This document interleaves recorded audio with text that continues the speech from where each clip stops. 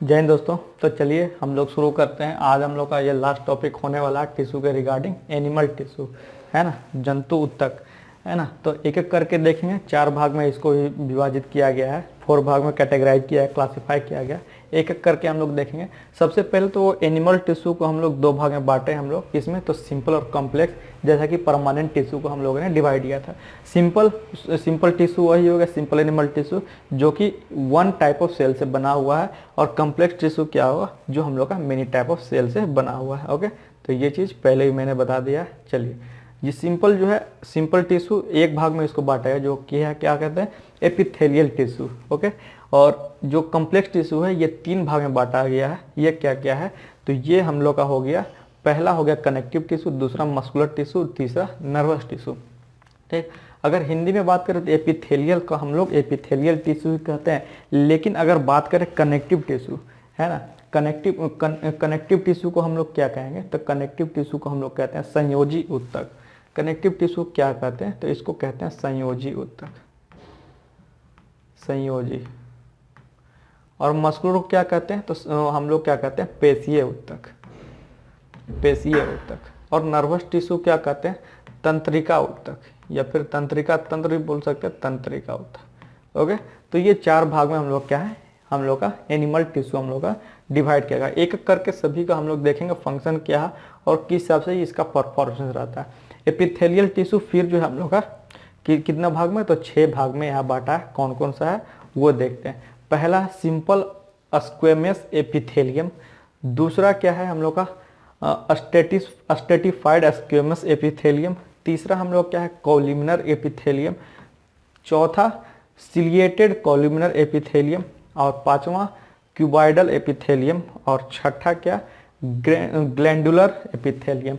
तो ये किस हिसाब से ये कैटेगराइजेशन है, क्लासिफिकेशन है, आपको समझ में आ रहा है। ये हम लोग का जो है क्लासिफिकेशन है वो उसके शेप के रिगार्डिंग है। ओके, सिंपल स्क्वेमस ये, और फिर स्टेटिफाइड स्क्वेमस, कॉल्यूमिनर मतलब इस तरह से, सिलिमिटेड कॉल्यूमिनर, क्यूबॉइडल हो गया, ग्लैंडुलर हो गया। एक करके सभी हम लोग देखेंगे, टेंशन मत लीजिएगा, उतना हम लोग का वास्ट नहीं है। ओके, फिर कनेक्टिव टिश्यू में अगर बात करें तो कनेक्टिव टिश्यू जो हम लोग का 7 तरह से हम लोग का डिवाइड किया गया है। कौन कौन सा है, पहला है बोन, जो कि हम लोग हड्डी बोलते हैं, दूसरा ब्लड, है ना, जो कि हम लोग का रक्त हो गया, तीसरा कार्टिलेज मतलब अस्थाई, लिगामेंट, है ना, स्नायु, एरियोलर हो गया, टेंडन हो गया, कंडरा बोलते हैं उसको, या फिर एडिपोज, 7 भाग। ठीक, तो एक एक करके सभी चीज हम लोग देखेंगे। सबसे पहले सिंपल टिश्यू के बारे में बात करें, एनिमल टिश्यू, जो कि हम लोग का 1 टाइप ऑफ सेल में हम लोग का ये विभाजित है ना। ये हम लोग का और भी आगे क्या डिवाइड कर सकते हैं इसको, एपिथेलियल टिश्यू के रिगार्डिंग हम लोग इसको क्लासिफाई कर सकते हैं। ठीक, तो एपिथेलियल टिश्यू के बारे में सबसे पहले देखते हैं कि एपिथेलियल टिश्यू क्या है।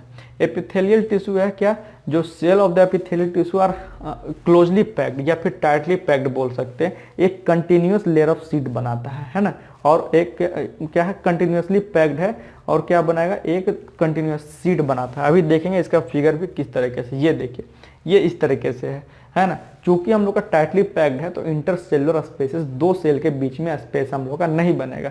ठीक, तो ये हम लोग का क्या है, एक हम लोग का कंटिन्यूअस शीट बना रहा है।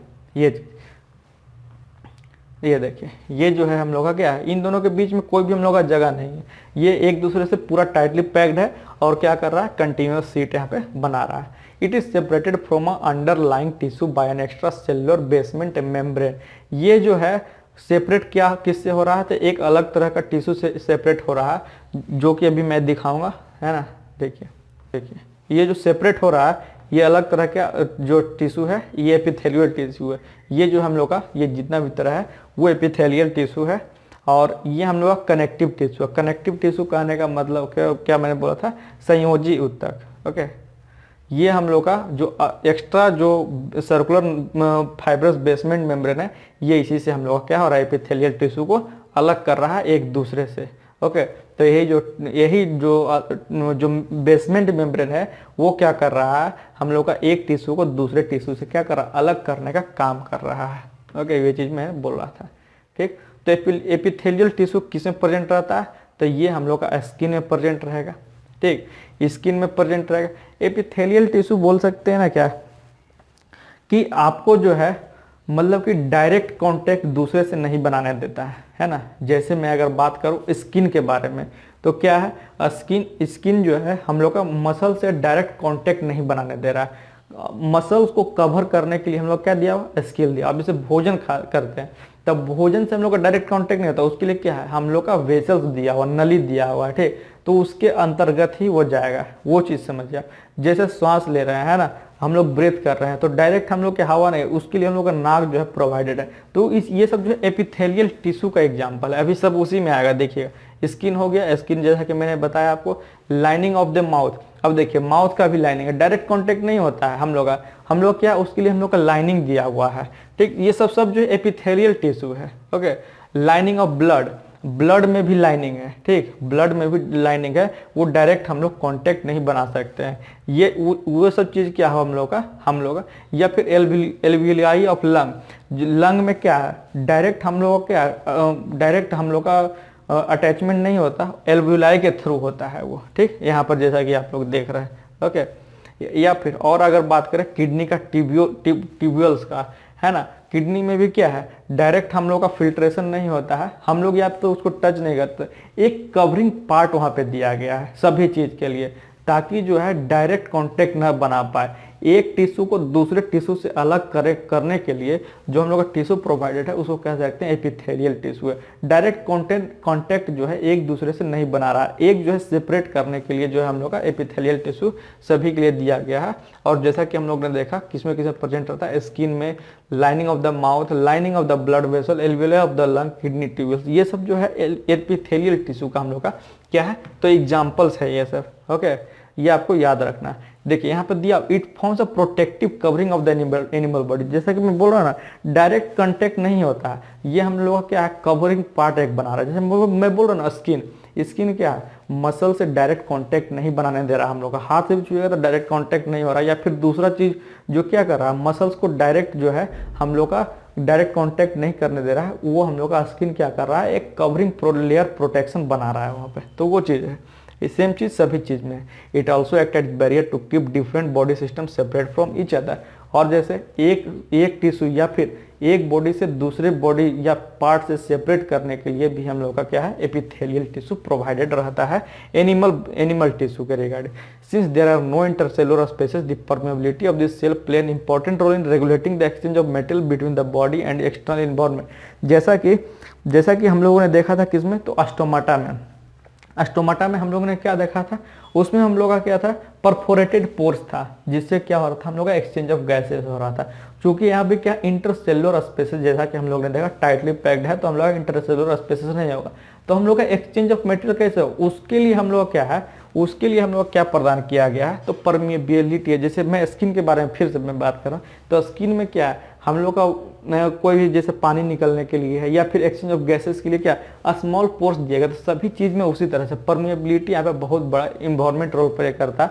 Exchanging of material between the body and the external, जो हम लोग का बाहरी वातावरण है और जो हम लोग का बॉडी है, उसको जो है एक दूसरे के बीच में एक्सचेंज करने के लिए कुछ भी चीज़, तो उसके लिए परफोरेशन है यहाँ पे, परमिएबिलिटी दी। देखते हैं types of epithelial tissue. Epithelial tissue का सभी फंक्शन देख लिए, एग्जाम्पल देख लिए। अब एक एक करके जो 6 भाग में मैंने डिवाइड किया था, वो एक एक करके देखते हैं।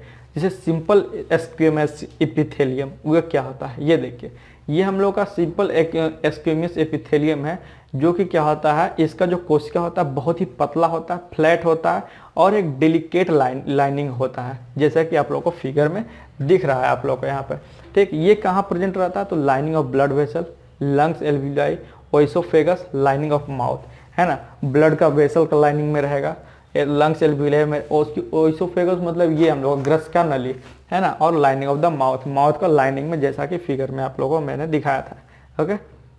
आइए देखिए, ये आपका लाइनिंग ऑफ ब्लड वेसल्स में दिखाया गया है कि यहाँ पे जो है हम लोग का एपिथेलियल टिश्यू हम लोग का प्रेजेंट है, ओके।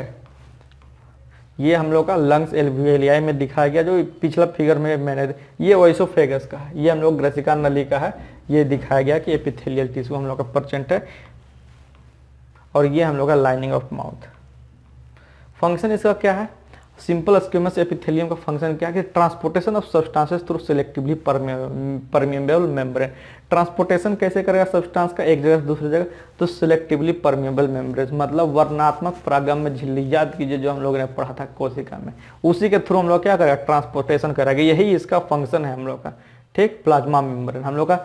और सिलेक्टिवली परमेबल मेम्ब्रेन जैसे वर्णात्मक परागम्य झिल्ली, उस किसको कहते हैं हम लोग, तो हम लोग ने पढ़ा था किसको कहते हैं, प्लाज्मा मेम्ब्रेन को कहते हैं, है ना, प्लाज्मा झिल्ली या फिर कोशिका झिल्ली जो हम लोग ने पढ़ा था। ओके, नेक्स्ट जो हम लोग का स्ट्रेटिफाइड स्क्वेमस एपिथेलियम, तो स्ट्रेटिफाइड स्क्वेमस एपिथेलियम देखते हैं क्या है, इसका जो है थोड़ा लाइनिंग हम लोग क्या है, हम लोग का ये अरेंज रहता है एक पैटर्न ऑफ लेयर में, देख रहे हैं ये हम लोग का पैटर्न पूरा बना हुआ है। ओके, अलग ये एक पैटर्न ऑफ लेयर में अरेंज रहता है इसका कोशिका सेल, इस टिश्यू का, है ना, जैसा कि आप लोग को फिगर में दिया और दिख रहे हैं, ये अलग अलग पैटर्न में जो है यहाँ पे डिवाइड किया हुआ।